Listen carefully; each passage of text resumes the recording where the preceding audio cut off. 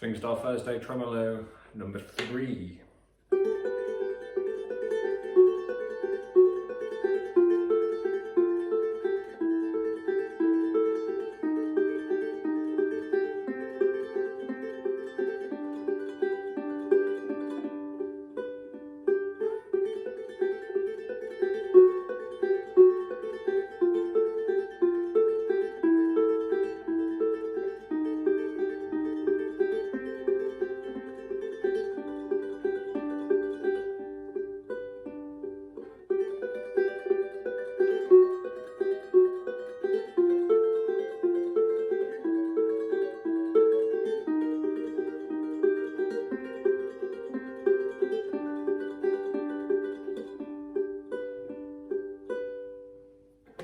Hello. So for today, we're actually going to replicate the same right hand pattern that we did in Fingerstyle Thursday at number 1. That's exactly what we're going to do, okay? So it's in 6/8 again, and our thumb is basically going 3, 2, 4, 3, 2, 4, which is 1, 2, 3, 4, 5, 6. Or again, we can just count that as 1, 2, 3, 1, 2, 3, if you prefer, but we just have to add those triplet tremolo in between. So again, if you haven't watched Fingerstyle Thursday Tremolo number 1, I suggest going to watch that for a more in-depth breakdown of the right hand pattern. But if you have, then we're going to crack on right now. Okay, let's do it. Okay, so I've sort of divided this piece into 2 halves. For the first half, our tremolo is basically based on that nice open A string, okay? Now the shapes that sort of come from it are basically the chord shapes that we've got written with a little modification. Now let's talk about the left hand chord shapes first, because once you understand that, the whole thing sort of is a lot easier. Now, we really only have 2 shapes in this piece, and one is an E-shaped chord. Now, for example, if we look at our G chord, you're going to put your index finger on the 5th fret on the 1st string, and then I'm going to put my ring finger on the 7th fret on the 2nd, and then I'm going to put my middle finger also on the 7th fret on the 3rd, and I'm going to leave that 4th string, high G, open. Now that is a G major chord, but that shape there is based around an E major shape, which we sort of know as that. It's just basically a traditional E major is played with 3 fingers there, but actually a lot of the time is I play it as a 3-note chord, and the reason is I usually block the high G, and it's because actually if we play an E chord, your 4th string and your 1st string are identical. They're exactly the same note. Exactly the same octave, exactly the same note.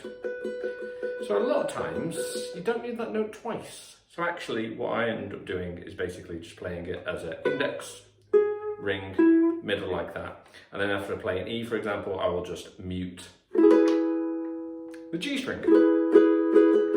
Obviously, you're playing a low G, it's different, but as I'm mainly a high G player, that's what we have going on.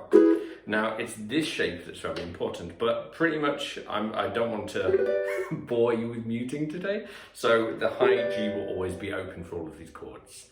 So we're going to refer to that as an E shape, okay? Now, the other shape that we need is a G chord shape, which is a G shape. Now, between an E shape and a G shape, your ring finger actually never moves. And that's very important, okay? Because pretty much throughout this entire piece, that finger is never going to leave the fretboard, okay? And the clever thing about it, there's my E chord, and again, that's a G chord. I'm going to move to this, what is technically feels like a B, but I've called it a B/F sharp. I won't go into the nerdery of that today, but it's sort of a B major chord, basically. Now, how I changed from that chord, my ring finger stayed there, my middle finger moved over, and my index moved over at the same time. So basically you have to sort of get used to E shape into a G shape. E shape, G shape, E shape.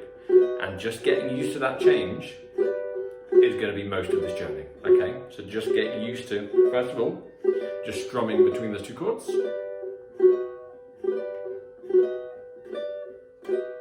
And that's basically what most of the piece is based around. So, I know this might be a weird thing, but we're actually going to start from bar number 9. Okay, and that's because that makes the most sense in order to learn the chords, and then when we go have a look at the first 4 lines, it will make much more sense as to what's going on. But let's have a look at the full chord shapes. So like I said, the first 2 chords we have that G as an E shape, and then we have that B/F sharp as a G shape. Now, our right hand pattern again is basically we're playing string 1, 2, 4, no, that's a lie. 3, 2, 4, I was counting 3, 2, 4, which is 1, 2, 3, 4, 5, 6. Now, like I said, that's exactly the same as Fingerstyle First Day Tremolo number 1, so hopefully, if we play through that, we're a bit more used to this pattern now. Okay, so I'm going to spend 1 bar on this G chord. 1, 2, 3, 4, 5, 6, and then I'm going to change shape into this G shape, but a B/F sharp chord. Now, just remember, ring finger should never leave, okay? That can be a really comfortable chord change, but it's going to feel really alien about leaving that one sort of finger pinned and moving these 2 kids. But it's really important, especially when it comes to tremolo, where we can't really leave any gaps or spaces. So, I move to my B/F sharp chord, and I'm going to do exactly the same thing. So I'm going to go 1, 2, 3, 4, 5, 6, and again string wise that is 4, 3, 2, 4, 3, 2, 4. Now I know the high G might sound a bit spooky, but I've done that on purpose. Nice chord, scary chord, nice chord, scary chord, nice chord, nice chord, nice chord. It sort of creates a little bit of friction in the piece. This is more common in jazz and blues where they do this, but it just creates a bit more interesting. That's it. Anyway, so we have that G chord. 1, 2, 3, 4, 5, 6. B/F sharp. 4, 5, 6. Right, the next chord we're going to move to is an F add 9 chord, which is basically our G chord that we just played, but 2 frets lower. Now, the chord after that is an A7/E, which is a big name, but basically it's that G shape change again. So it's exactly what we just did. We just did the G to the B/F sharp. So imagine doing that exactly the same, but 2 frets lower. So you can already play it, you just have to learn it on a different fret. So again, told you it's getting used to that change. So for my F chord, I'm going to take that for 1 bar, still the same pattern, 3, 2, 4. So I'm going to go 1, 2, 3, 4, 5, 6, change, 1, 2, 3, 4, 5, 6. So let's put that together so far for my G. 1, 2, 3, 4, 5, 6, 1, 2, 3, 4, 5, 6, 1, 2, 3, 4, 5, 6, 1, 2, 3, 4, 5, 6. Okay, that might need a little bit of practice first, so spend some time with that, and then we'll move on to the last little flourish. Okay, so once we've done that, we essentially then move this E shape down 2 more frets, which is an E flat major chord. Now you've probably played that chord a few times, but it's good to know that actually that's an E flat, that's an F add 9, but really an F major, and that's a G major. It's a nice chord sequence, but also it's nice to keep that shape and move it around the fretboard. Anyway, I've got my E flat major for basically 1 bar, and I'm going to do the same thing, 3, 2, 4, 3, 2, 4. But I'm not going to go to a G shape just yet. I'm going to go to a G chord, but first, before I do that, I'm going to remove my middle finger, so I've got an open 3rd string, which is sort of a C7 chord, so I've got 0, 0, 3, 1. I'm going to play that for a bar. Still the same pattern. 3, 2, 4, 3, 2, 4. So between that, we had the E flat major, and then the C7. So we go 1, 2, 3, 4, 5, 6. 1, 2, 3, 4, 5, 6. Then we change to a G major chord. And again, my ring finger has never left the fretboard at all. It might feel a little bit dead, but it sort of acts as an anchor between it. Okay, so we just played the E flat, we just played that C7. Now when it comes to the G chord, we're basically going to play 1, 2, 3, 4, 5, 6, same pattern, 3, 2, 4, 3, 2, 4. But then we have one more bar where we're going to pluck 3, 2, 1, 3, 2, 1. And that is counted 1, 2, 3, 4, 5, 6. Now you can either pluck that just with your thumb, or you could pluck that with your thumb, index, middle, thumb, index, middle.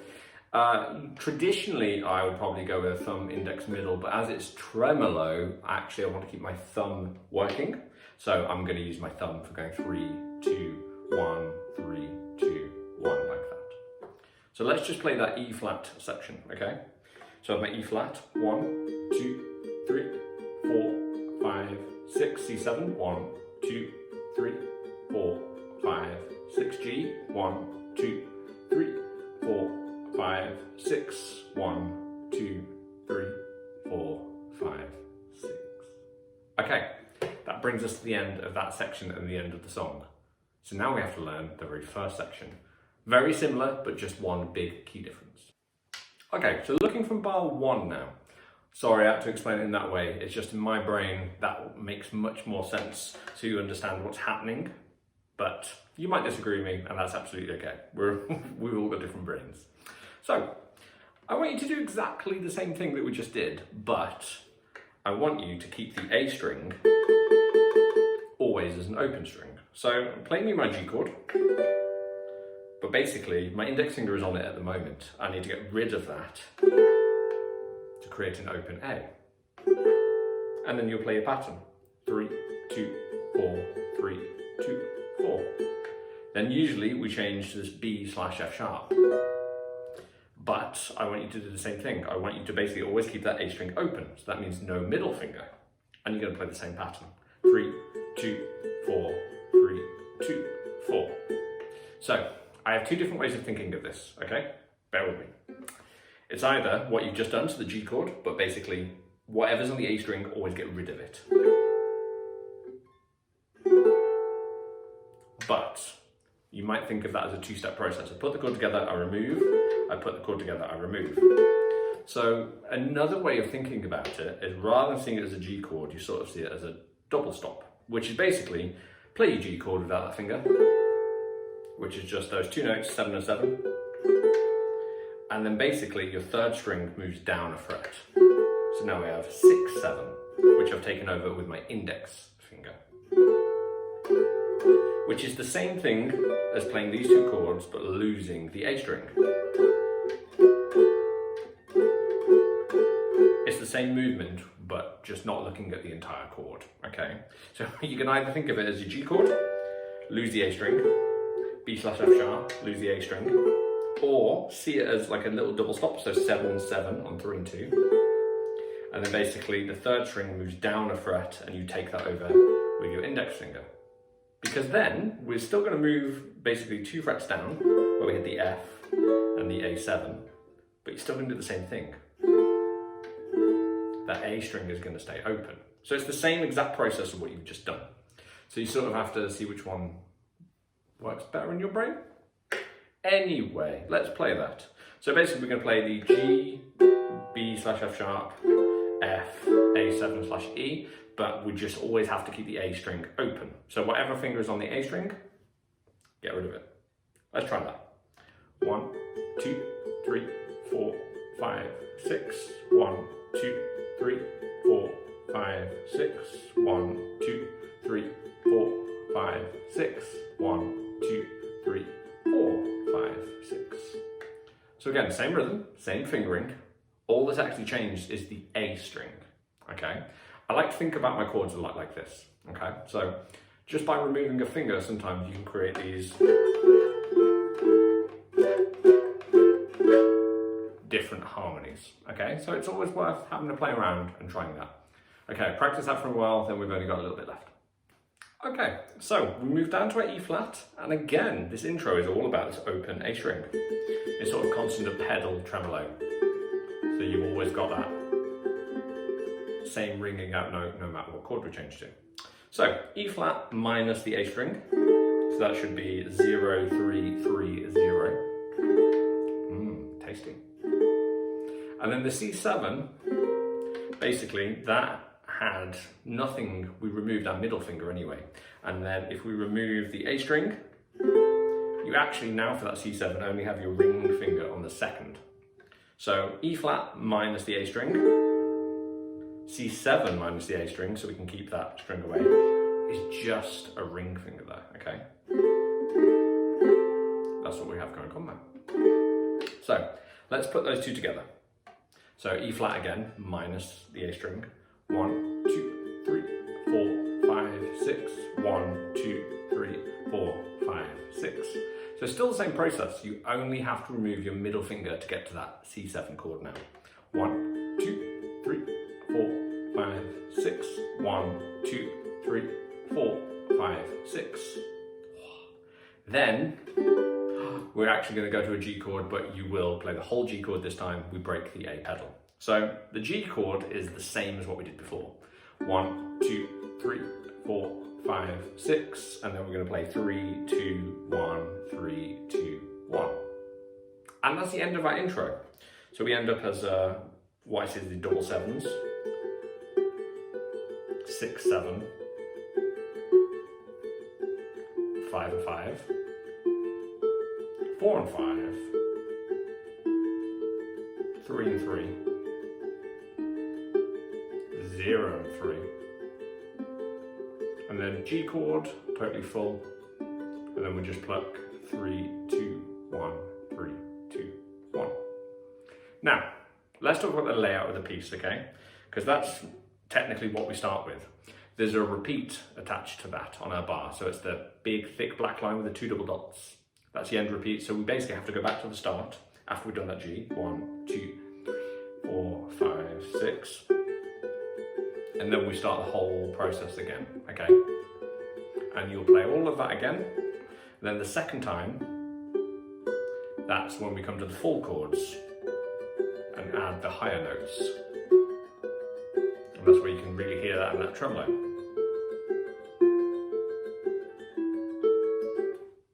That one, when we add the higher notes,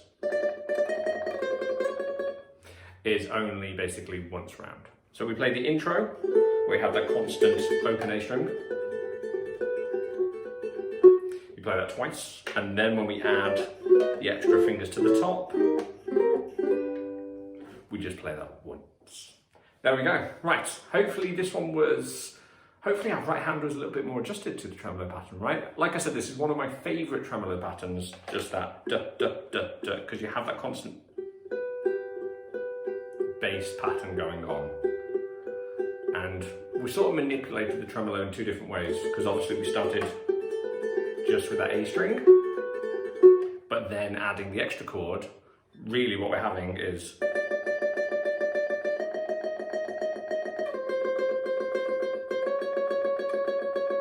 so we add a new melody on top, despite not doing that much difference. Okay, super. Again, with tremolo, take it really slow. The main thing is that it's smooth and consistent. So try and play the whole thing, but just keep it. And then, you know, raise the tempo slowly and slowly. You'll always get there, it just takes time.